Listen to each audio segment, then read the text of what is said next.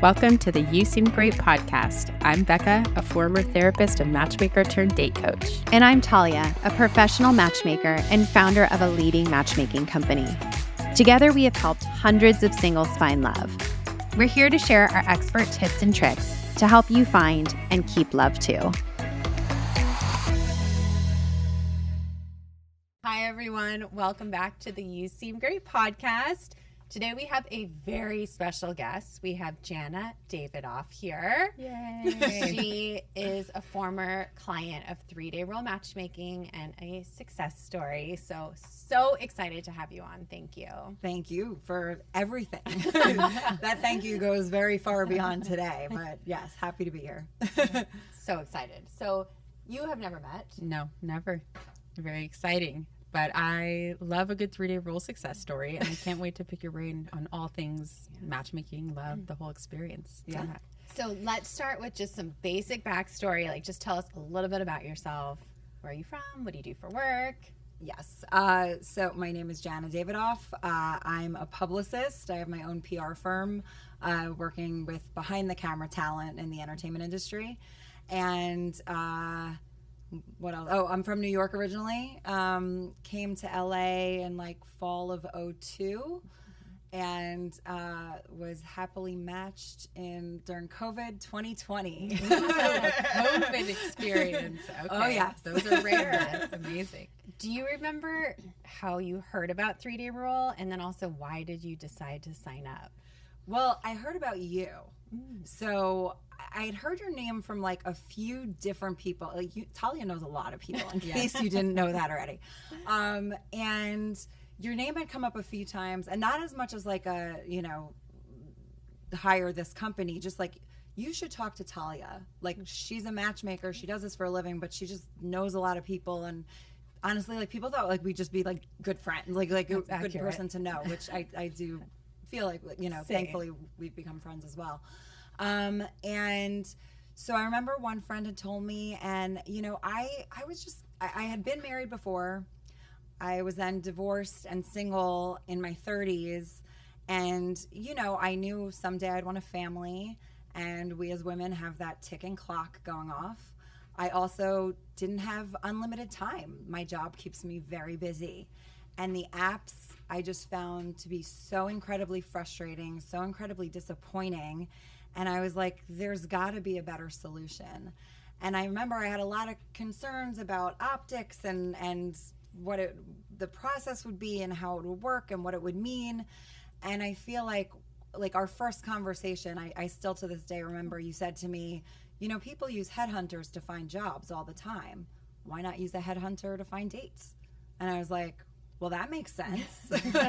Let's try it, and thankfully my parents, who were also very anxious for me to find, start my next chapter and give them a grandchild, they were happy to give me a gift. And so that helped. Yes. And that happens so often, that the parents are the ones like initiating and paying for their kids. Yeah. Because it's an investment. It is an investment. But so is PR, right? So is what I do for a living. It's not like you're hiring someone to paint a fence and at the end of it, there's a painted fence.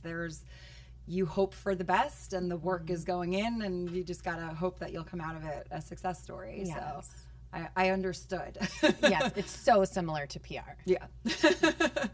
You mentioned that you were somewhat hesitant or skeptical of just like, should I do this? I'm curious if you have any thoughts for women specifically. A lot of the women that I work with come in and they say, how does it look for a woman to pay for this? Or how does a man perceive it on the other end of it? I'm curious if you have thoughts around that or what your experience was. It's funny you asked me this, because I have this conversation with female friends a lot about, so many of them, and I'm sure I was one of them as well. Like, I'm a catch. Why should I have to pay for this? They should be the ones paying, right? Yeah. But then I started really thinking about it, especially like once you guys asked me to come and talk to you today. And if you think about doing the apps and doing that route, the cost is not zero, right? Mm-hmm. So first of all, the apps themselves charge, right? I think if you want to actively use them, there's a fee. But then your time also has value. And I think people don't think about that in this whole process. They just get frustrated. But if you actually think about your time, I have friends who tell me they spend about an hour on the apps a day, and then they cut it off just so that they're not going down the rabbit hole. But I'm sure they're also messaging when they receive a text, or, you know, then they respond right away. So there's that time. Now, I don't know about other women, but when I was getting ready for dates, I wanted to feel like my best self. So I'd get home from work, I'd shower, I'd blow out my hair, I'd put on makeup, I'd figure out what I'm wearing, I'd, you know, accessorize and throw on perfume. By the time I'm out the door, that's 2 hours of my time I just spent getting ready for a date, right?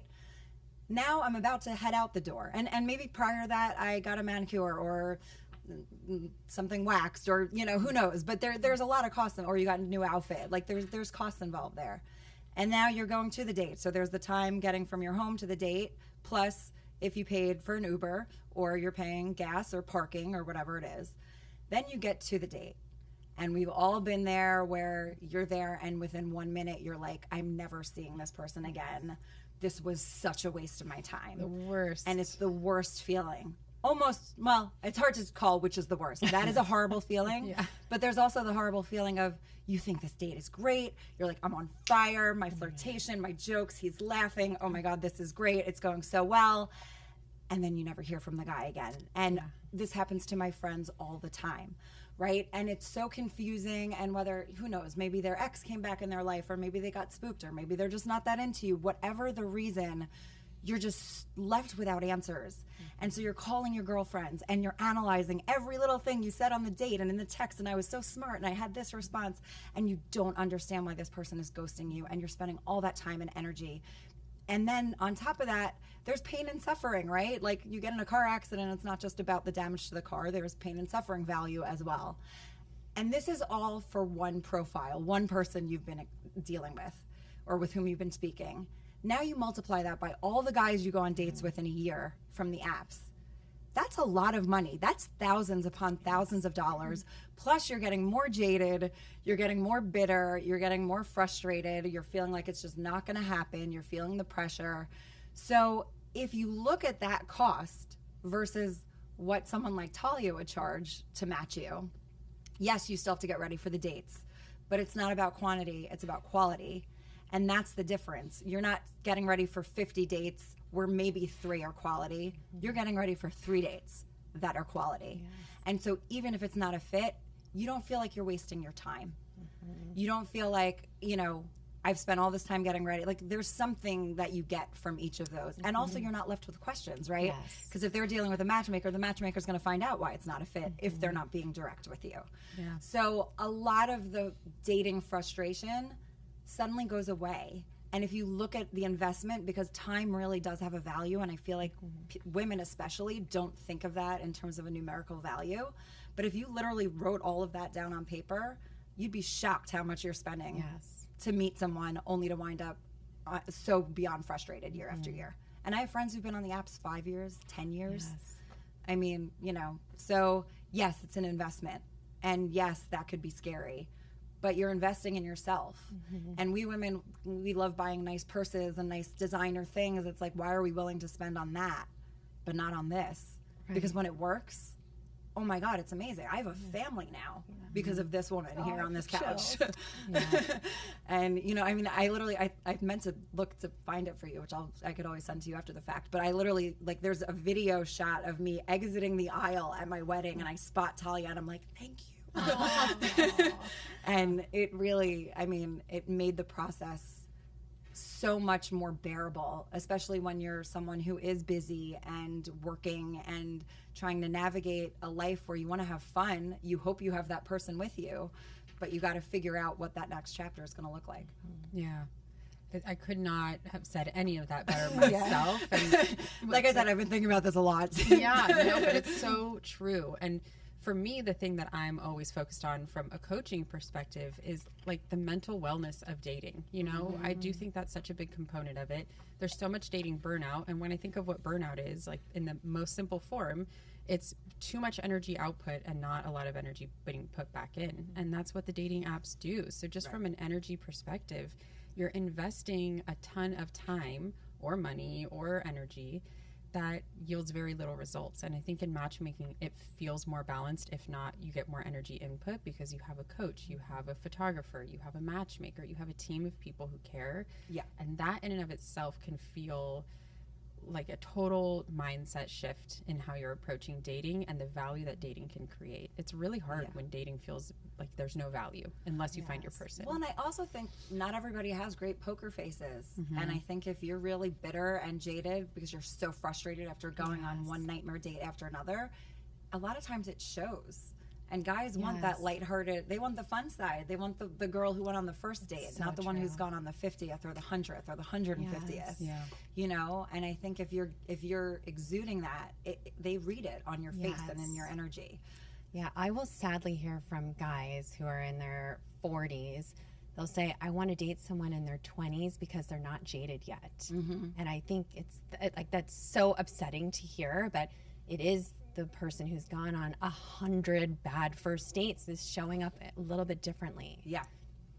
But with matchmaking, as you said, like you get to conserve that energy, live your full life, do all the things, and we're the ones going on your bad first date. So like you can show up, you know, fun and bubbly and light. Yeah, and I think too, because we also know, and I think COVID also showed us too, the guys who really just want to hook up. And that's not to say that some of the guys in your dating pool don't want to just hook up, but that's not all they're looking for, because if that was all they were looking for, they wouldn't be talking to you guys. You know, so I think just right off the bat, you're eliminating this pool of guys that just don't want the same things you do. Now, if that's what you want, which some people do, more power to you. That's what your 20s are for. But if what you want is something more serious, than having somebody vet these dates for you. And someone who knows relationships and who can say, you know, your values align. You're pretty similar in what you're looking for. I think you guys should meet. Like there's also trust there, right? Completely. You went in with an open mind. I was thinking back to the process, and you always went in like really with an open mind and an open heart, and you trusted the process. Okay, on this topic, I need to hear what your matchmaking experience was like, because I was not a part of it. I want to hear, tell me the story. Talia just constantly encouraged me to like hang in there. We're gonna figure this out. And then she actually took me under her wing and was like, I want to look for you. I want to see what's going on. And there were a few guys with whom you've set me up with that I actually went on several dates with. I think they just weren't at the time in their life where they were ready for that next step. Or, you know, unfortunately, when you're a woman in your late 30s or even early 40s, a lot of the dating pool is either, the guys are either taken, or there's a reason they've made it to their 40s and have never been in a very serious relationship. And it's really hard when that's the pool of guys, because that usually means even if you have a great 6 or 7 months with them, it's probably going to fizzle out at some point, which is very disheartening and very hard to hear. But Talia very wisely said, I have someone for you. He's divorced as well. And I liked that right off the bat, because I was like, I'm divorced. I understand it didn't work out. I understand why it doesn't work out, but that you were willing to make that commitment already shows that, you know, this is hopefully what you want as well. And then I heard he was a divorce attorney, and I was like, oh, dear God, he's dealing with divorces all day long. Like, are you sure he wants to get married? Like, now it's a little too much about divorce. And there were many things Talia and I discussed about, like, what was important to me. Communication was, like, at top of list. I communicate for a living, right? I'm a publicist. And the wishy-washy just doesn't work for me. And I think what I loved was when you initially reached out to Jeff and wanted us to meet, like the same day he texted me and was like, Talia thinks we should meet. Do you want to talk tonight or tomorrow night? Loved that. After we talked the first time, it was like, let's do a Zoom, because this was during COVID. This was in summer of 2020, like the height of quarantining. And he, you know, when we eventually did meet in person, which again, this whole thing is also a funny story, which we can get into if you'd like. But by the time we finished date 1, he was already lining up date 2. And to me, not having to spend the energy on like, will he, won't we, the phone dinged, was it him? Oh, it wasn't him. Oh, that's a bummer. Like, not having to spend any energy on that stuff was so amazing and so relaxing, and let me focus on like what I wanted and needed to focus on at the time. And it just, it worked. Wow. It worked, yeah. Fun fact, I was actually a matchmaker during that time period with 3 Day Rule. And when Talia was telling me that you might possibly come on, I was like, all right, let me do a little, I want to see what her journey was like, who's she married to? And I saw Jeff's profile photo, and I remember meeting him. I never ended up matching him, but I had met him just as a matchmaker. That's so and funny. thinking this guy, we need to get this guy married. This guy is such a kind, good-hearted, diamond in the rough. So when I saw that, it was like, I'm so happy. These 2 great people found each other. But it also, thank you. And it also shows you, and I agree, he is a gem. It also shows you how when it's right, it's easy. All the drama, because I have so many friends who will lament about this guy, that guy, this happened, that happened, da, da, da. And I'm like, when it's working, you're not complaining to your friends as much, right? And now, listen, we've all complained about stuff. No man is perfect, nor are we. But when you're complaining more than you're enjoying it, that's already a sign it's probably not the right fit. And I think we all stay in it longer than we should, because you're like, well, it's better than nothing. And I'd rather be with him on a Saturday night than alone, so I guess I'll just stay. And it's that's kind of the worst of the situations to be in, because you let them get away with a lot of bad behavior and not treating you the way you deserve to be treated.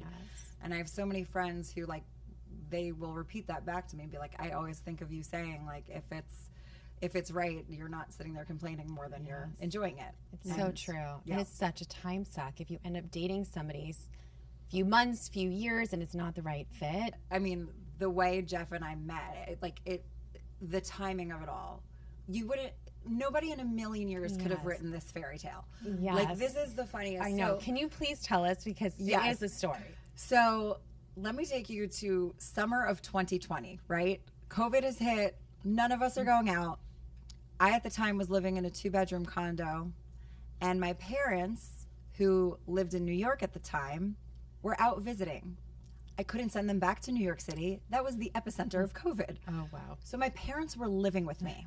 So I'm now back to high school Jana, where I'm living with my parents, only they're under my roof.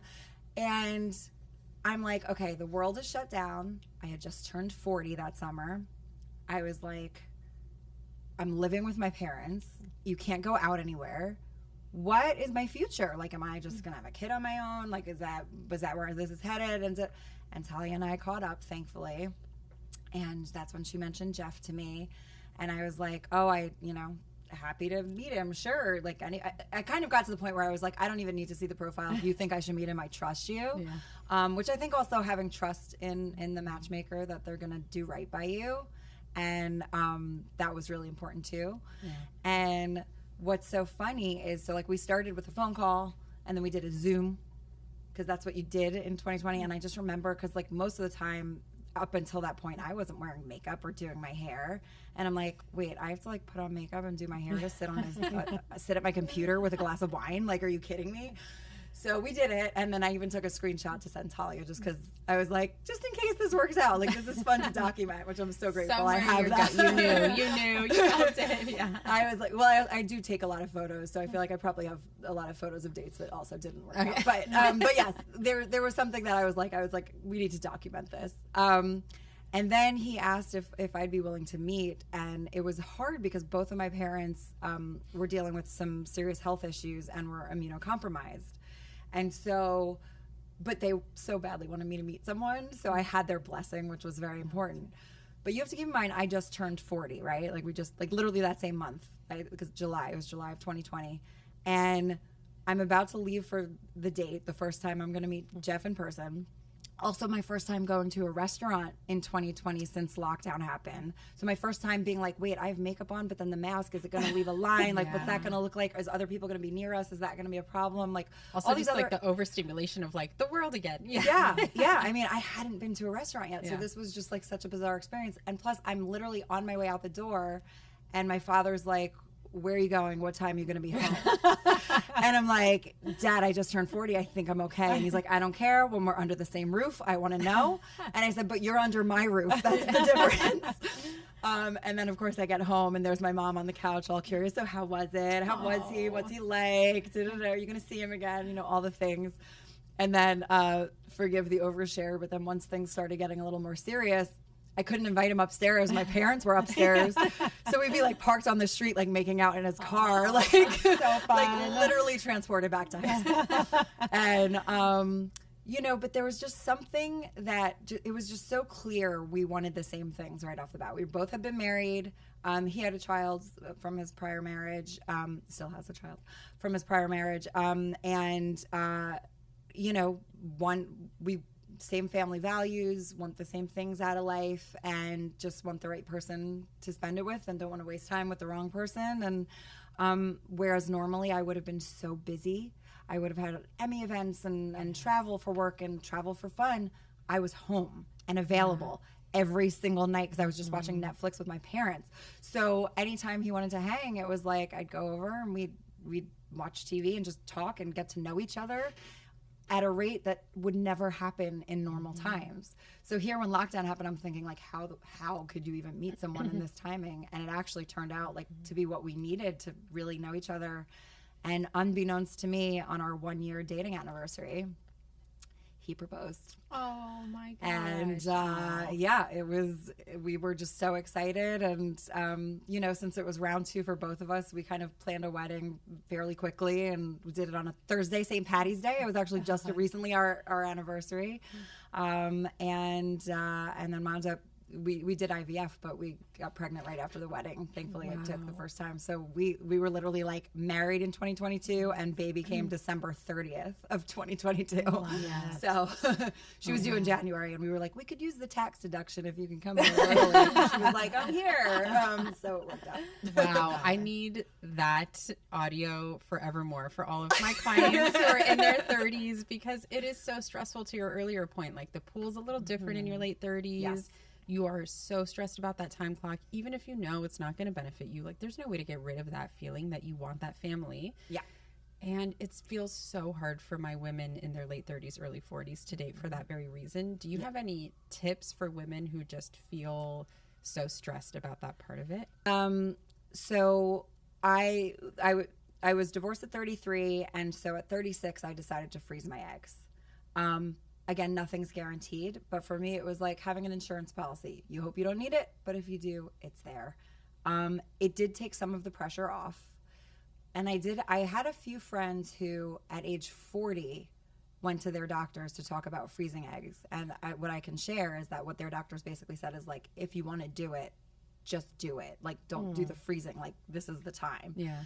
So if you want to give yourself a little bit of a breather, I highly recommend the egg freezing. I'm happy to share my doctor's information with any of your clients who might be interested. We had a wonderful experience.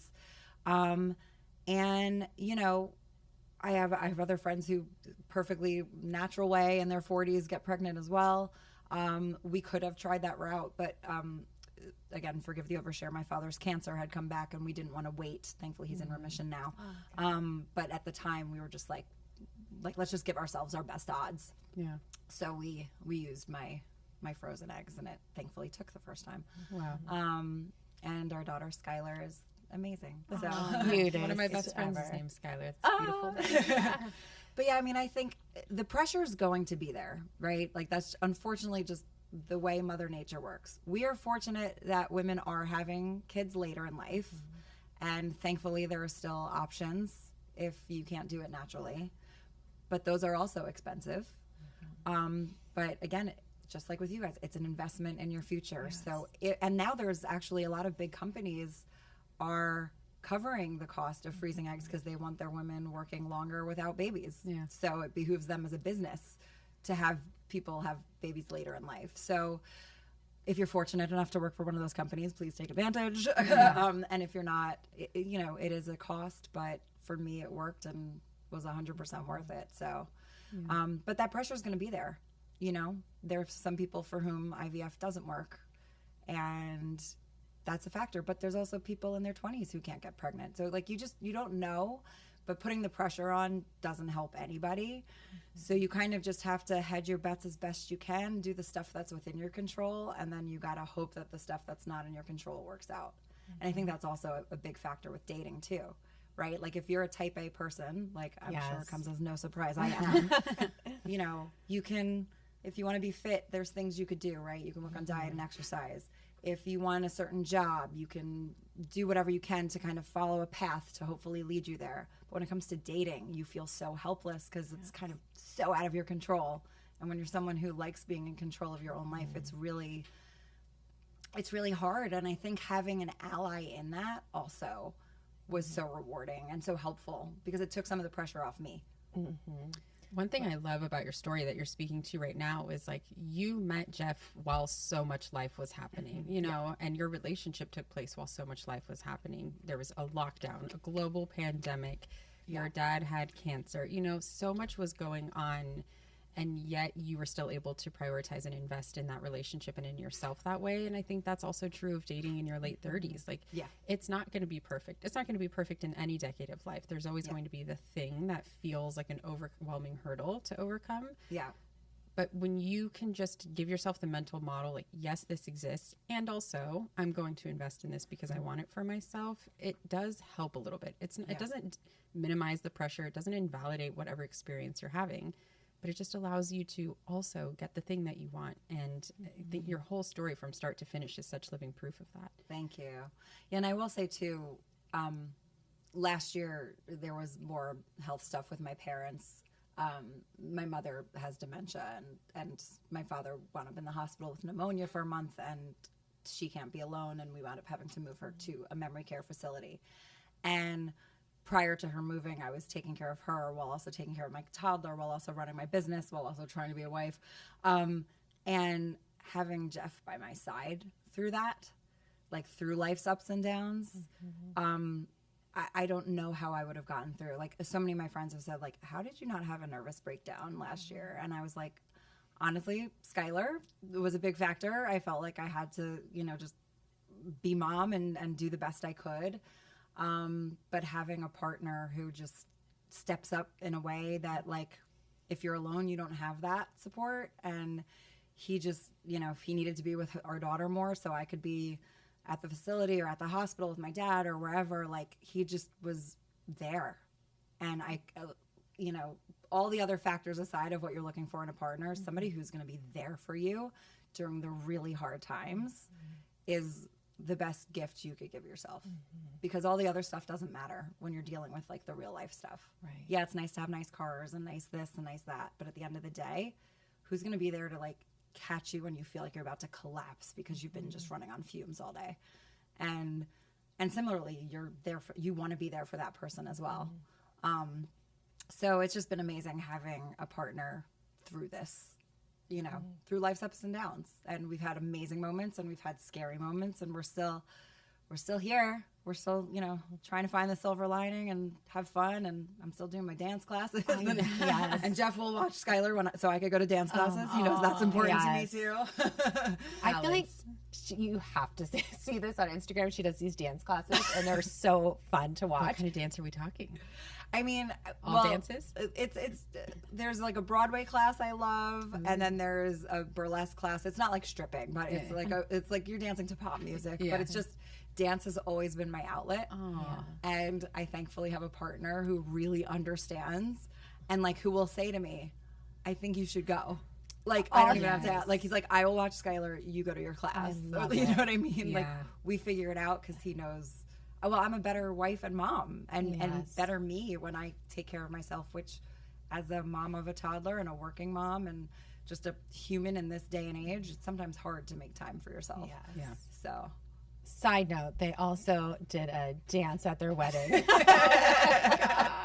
He was such a sport. That was amazing. I'm getting the most FOMO right now. Holly and I have spoken about this before, but I, as the coach, don't really get invited to a lot of weddings because a lot of people don't they don't want to be like, I used to coach to meet you, you know?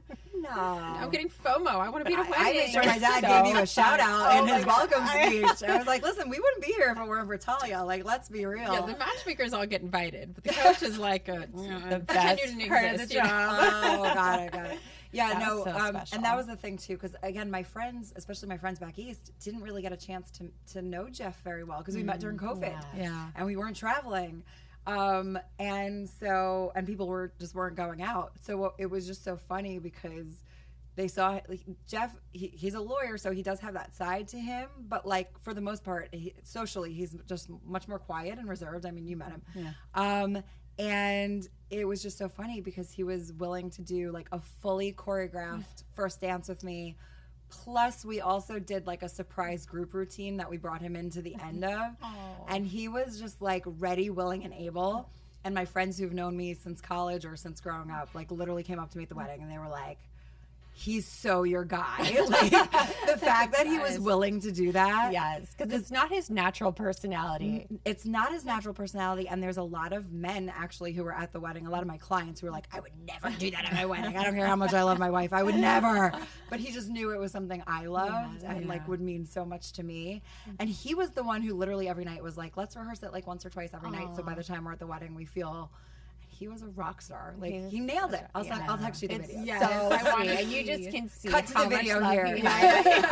So true. But I think that's what I remember so much about Jeff. Like there are these handful of men that I meet. I mean, more than a handful, but there are men that I meet in this process where I'm like, oh, you are so low ego, high confidence, you know, and you can feel it instantly when you meet a man like that. It's the kind of guy who's like, yeah, whatever. I'll do a dance at my wedding if my wife wants me. You know, it's that kind of feeling. And I do remember that from him. Just like low ego, you know, full confidence. Yeah.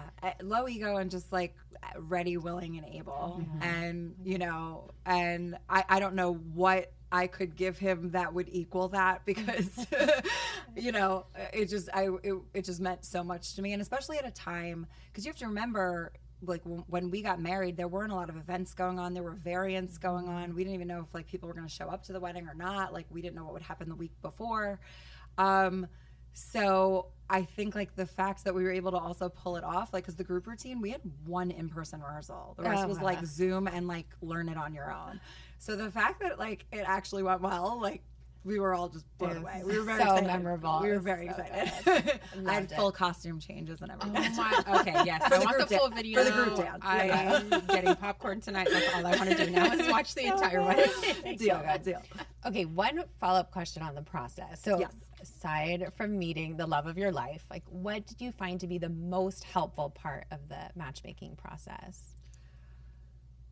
I think for me, it was the time factor. I think it was leaving it in someone else's hands, not worrying about engaging on apps or anything like that. So I can do what I needed to do and then just trust that like when I got the phone call, there was going to be good news on the other end of it. And then, you know, listen, I also went out on plenty of dates that like they weren't the right fit. Yes. But not a single one of those guys, maybe just one, but not, for the purpose of this, not a single one of those guys would I have been like, Talia, why? Like, why would we do that? Yes. You know what I mean? So I think it did feel like every time we were getting a little closer. Like they weren't they were aligned with your values. You had fun with them. They weren't quite right, but then everyone got a little closer until we found the right one. Yeah. I think there's also one of the hardest things about being single, especially because we all know so many great single women, right? And I think people think they're paying you a compliment when they're like, why are you still single? Like, how is it possible that a catch like you is still single? And I always responded with, oh, do you know anybody to set me up with? And then the response I would every time get, oh no, every guy I know is either taken or there's a reason they're still single and I wouldn't want to do that. And I'm like, well, that's why I'm still single. Yes. Yeah. You know what I mean? And I know they're paying you a compliment, but it's so frustrating to hear because then you start to think, well, is there something wrong with me? Like everybody else seems to think like I'm such a great catch. Like what am I missing here? You know? And I think it's just when it's not right, it's just not right. Yeah. And unfortunately, a lot of us, when a lot of not right things happen back to back, you start to question, well, I'm the common denominator. So what am I doing? And what do I need to change? And when you find the right person, they love you for you. Yes. You know what I mean? Like Jeff asked, like, oh, what routine are you doing tonight in dance? Like, what costume are you going to wear? Or prop or whatever? You know, like he lets me be me. And I think that is the most amazing thing you can ask for a partner. That and just like that emotional support and being there for each other. Yes. 100%. I forget if I ever told you this because I had completely forgotten about this. But the October of 2019, I had gone to a Halloween party with my friend Lisa, and there was a fortune teller there. And I had completely forgotten about this, okay?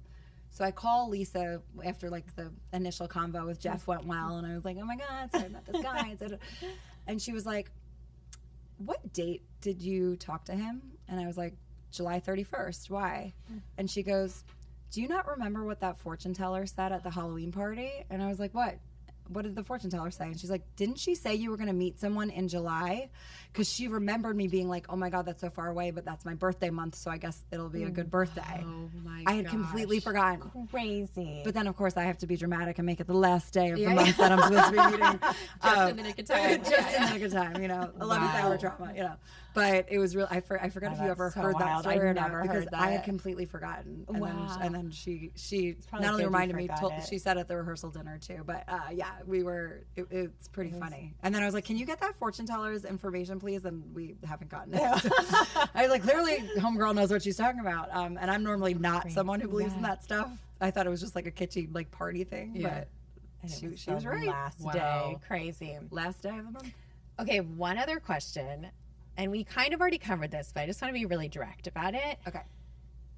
I talk to people all the time, women, who they really want to do matchmaking and they know that it's going to help them, but they are hung up on the fact that they're the ones paying. Yes. And it's possible their match is not paying. So do you have any advice for women that are thinking about doing matchmaking but are sort of hung up on that traditional way of dating, or that the man should be the one paying?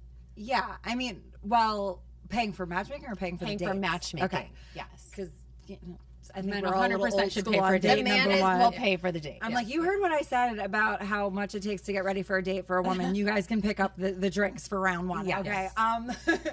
But I think, I know this is going to sound harsh, but you almost just like need to get over it.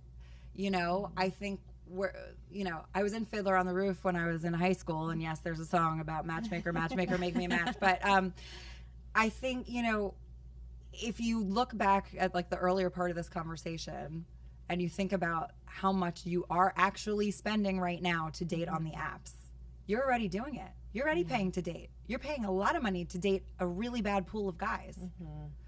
So why not give yourself your best odds and narrow the chance if you're able to afford it? Now listen, some people might not be able to. Definitely. But it's like we're willing to invest in so many things in our life. Like I said, women have designer bags or expensive jewelry or whatever it is, shoes, outfits, hair.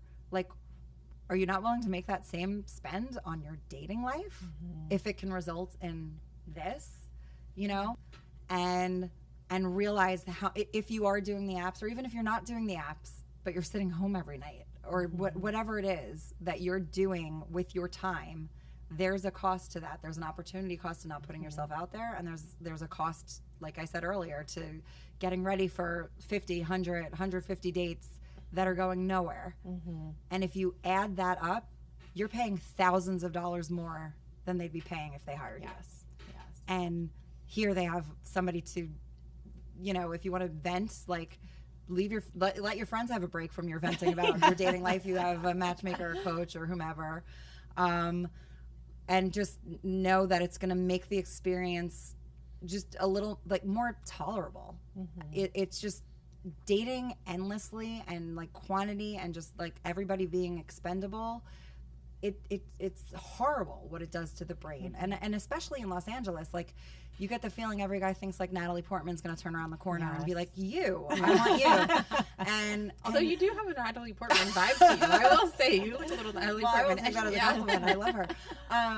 But it's one of those things where you just sort of feel like the eye is always looking for what else, and these apps have monetized that, right? It is what else. It's what else. How many can you swipe on? How many conversations with women are you going to have in a night, or how many girls are you going to hook up with?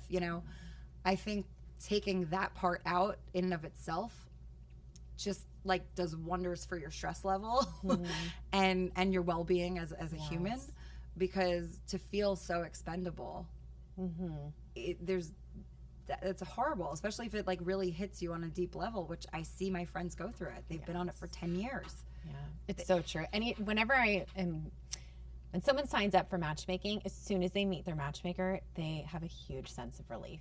So you just know that you're in great hands, that the job is getting done, and you don't have to do it yourself. Yeah. I think you saying to me, people use headhunters to find jobs all the time. Why not use one to find dates? Yeah. Quality dates. You know what I mean? Mm-hmm. And I think if you really think of the mental toll of going on horrible date after horrible date, and listen, you might have some good dates in there. I'm not to say every date you go on is horrible, but like, I did the market research. There's not a lot of great quality. There's far more great quality women, I find, than men, at least in this age bracket. And I think to have somebody vet it for you and talk to them first, make sure that you guys are aligned, so that hopefully there aren't any like truly scary surprises.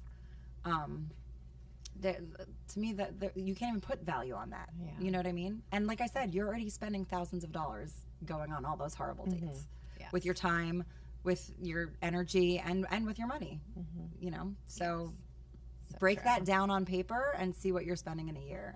And then call me. And then come bitch about the price for this. I'm serious. Yes, so true. You're amazing. Thank you so much for coming on. Thank you both so much. So good. I'm so happy for you and how it all worked out.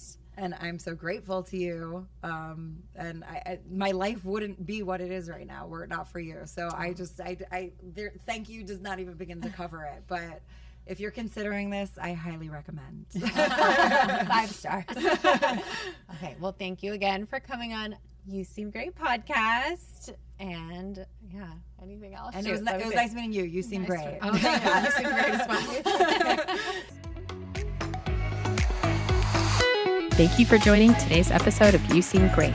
You can find specifics of the episode in our show notes. Want more? Follow us at You Seem Great Podcast on social media. Dating is hard. We're here to help.